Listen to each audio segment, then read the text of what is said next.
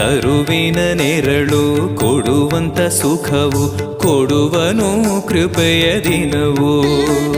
ಸ್ಥಿರ ಇರುವ ಮನ ಎನಗಿರಲಿ ಶರಣಾಗತಿ ಎಂದು ಬರಲಿ.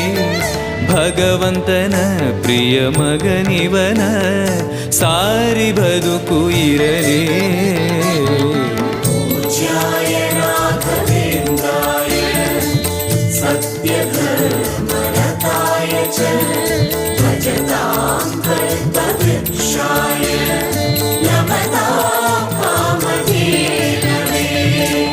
ಆಲಯವೆಂದರೆ ಮಂತ್ರಾಲಯವೇ ಬೇರೆ ನಾ ಅರಿಯಲಾರೆ.